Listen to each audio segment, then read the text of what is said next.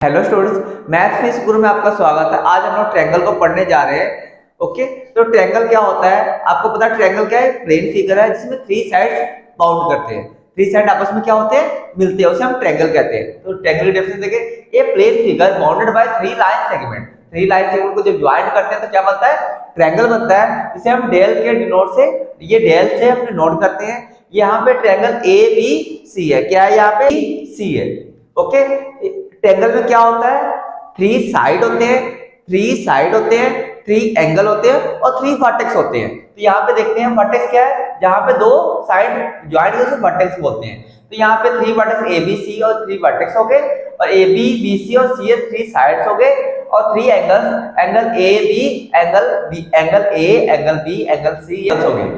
Types of triangles on the basis of sides. Types of triangle on the basis of sides: equilateral triangle, isosceles triangle and scalar triangle. पहला equilateral का मतलब ये यहाँ पे equal ये क्या? Three sides equal. A triangle having all sides equal is equal equilateral triangle. यहाँ पे ए बी सी एक ट्रायंगल है, इसमें A B equal to B C is equal to C. ये तीनों साइड इक्वल है। जब तीनों साइड इक्वल हो, तीनों एंगल भी सेम हो गए। जब तीनों एंगल सेम हो गए तो 60 डिग्री का हर एक एंगल होगा, क्योंकि आपको पता है sum of all angles of any triangle is 180 degree. तो 3 से डिवाइड है तो 60 डिग्री ईच एंगल आ जाएगा। ओके, आइसोसेलेस ट्रायंगल, इसमें ओ आ रहा है, ओ का मतलब 2 होता है। इसमें 2 आइसोसेलेस में ओ आता है, इसका मतलब होता है 2। इसमें 2 साइड्स इक्वल होते हैं। A triangle having 2 sides equal is called an isosceles triangle. Isosceles में क्या होता है? ओ का मतलब 2 होता है, इसका मतलब इसमें 2 साइड्स इक्वल होते हैं। A triangle having 2 sides equal is called isosceles triangle. यहाँ पे एबीसी एक ट्रायंगल है जिसमें AB is equal to AC है। ओके, स्केलर में क्या होता है? इसमें तीनों साइड्स डिफर होने चाहिए। A triangle in which all sides are different length is called scalar triangle. PQR एक स्केलर ट्रायंगल है जिसमें सभी साइड्स क्या है? डिफरेंट है, सभी एंगल भी डिफरेंट होंगे। तो आपको ट्रायंगल का बेसिक नॉलेज हो गया है। अब हम लोग स्टडी करते हैं types of triangle on the basis of angles. Angle आपको मेनली थ्री टाइप के होते हैं। कौन से? Right angle, acute angle, obtuse angle. तो राइट एंगल ट्रायंगल आपको पता है किसी भी ट्रायंगल में sum of all angles is 180 degree होता है। तो यहाँ पे राइट एंगल कितने हो सकते हैं? एक ही राइट एंगल हो सकता है, अगर दो तो कभी हो ही नहीं सकते। तो यहाँ पे एक राइट एंगल होगा, तो यहाँ पे क्या होगा? A triangle in which one of the angles measure 90 degree, एक एंगल 90 डिग्री का होना चाहिए, is called a right angle triangle. Right angle triangle में क्या होता है? एक सबसे लॉन्गेस्ट जो साइड होती है उसको हम हाइपोटेनियस कहते हैं, और ये यहाँ पे थीटा लिखा होगा उसके सामने परपेंडिकुलर होता है और एक बेस होता है। ओके, सबसे लॉन्गेस्ट साइड कौन सी होती है? हाइपोटेनियस। फिर थीटा के सामने क्या होता है? फ्रंट में परपेंडिकुलर एंड बेस होता है। तो एक्यूट में क्या होगा? Acute angle greater than 0 degree and less than 90 degree acute angle होता है। इसमें क्या होना चाहिए? सभी एंगल क्या होना चाहिए? एक्यूट होना चाहिए। A triangle in which every angle measure more than 0 degree but less than 90 degree is called acute angle triangle. ABC क्या है? एक्यूट एंगल ट्रायंगल है।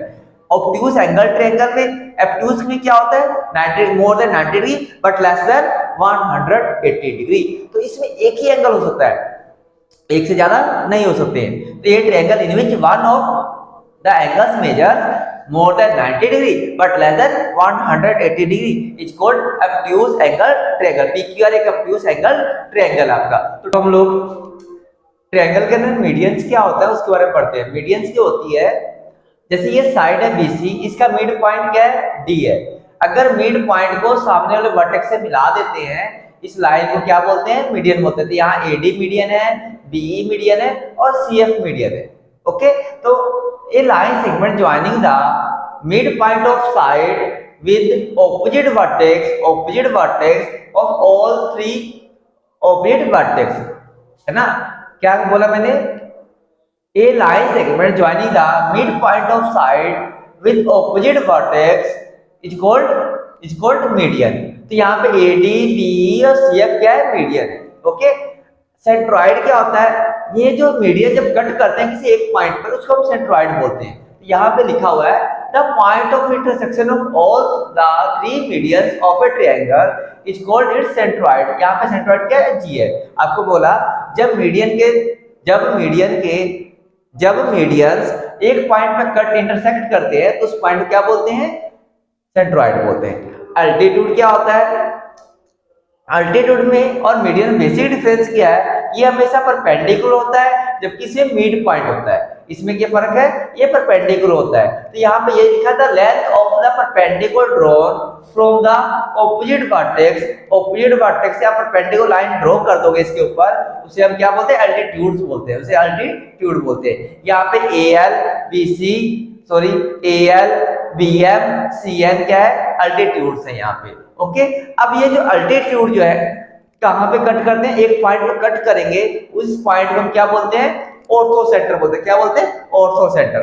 तो the point of intersection of all the three altitudes of A triangle is called its ortho centre. Here H is a ortho centre. Okay guys, students आप मुझे ये बताना आपको ये वीडियो कैसी लग रही है, प्लीज कमेंट करके बताएं ताकि मैं आपको और अच्छे से अच्छी वीडियो प्रोवाइड कर सकूं। हमारा मकसद ये हमेशा ये है कि आपको आसानी से एजुकेशन को प्रोवाइड कराना है।